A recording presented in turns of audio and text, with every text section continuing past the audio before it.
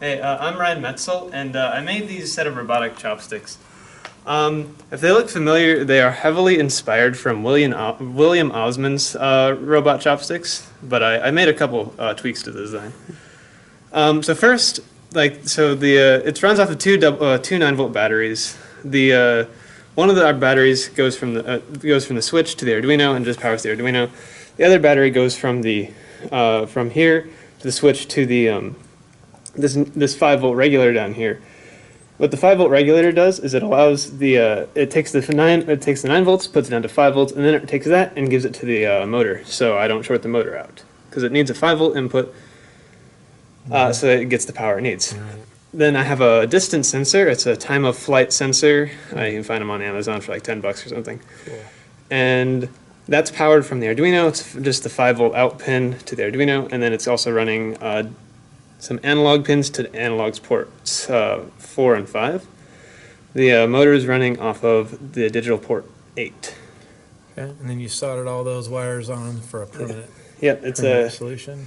All permanent solution. Everything's soldered together, and it should. And then the gears on the bottom. So it's oriented in this way. The gears, how it works is the motor will turn and pull the spring, and then that spring will turn the gears, which then closes the chopsticks. Okay. And all the gears and everything were. What did you design those in? Oh, it was just Inventor. Inventor, and then 3D printed. Yep, 3D printed by some friends. So everything is made. Yeah. So how it works is the sensor is constantly checking to see if it can grab something, and if something's in range of the chopsticks, it'll close the chopsticks on them, and then it will grab it. So in the case of this eraser, it'll grab it, and then it continues to see it continues to see the eraser, so it's constantly keeping the motor closed.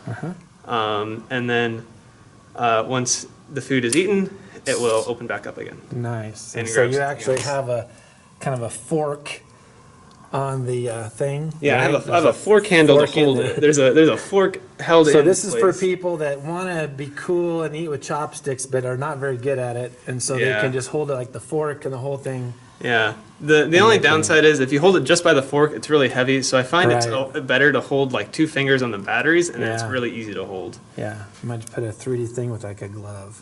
You could do that. You could do that, but that'd be a lot of work. All right, let's do it one more time. So just kind of watch it how it. It'll detect the eraser. Yeah. It'll grab it. It continues to see it, and then it will do the thing. And then you can get some. And then it will open it up again. There is one really weird glitch that happens with it. Sometimes it will detect the chopsticks over again, but then if you put something else out in front of it, it will sense that instead and reset the chopsticks.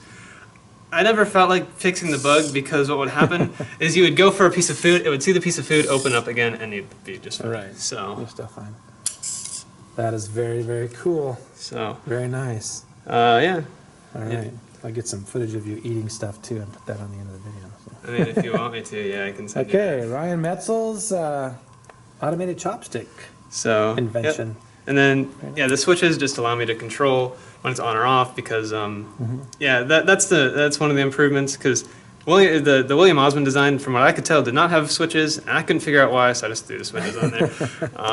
So I wouldn't always be draining my batteries. All right. But yeah, that's really nice. That's the design. Very cool.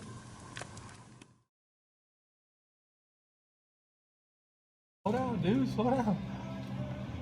You got more food coming. No, Oh, you're eating? for now. Is that worm?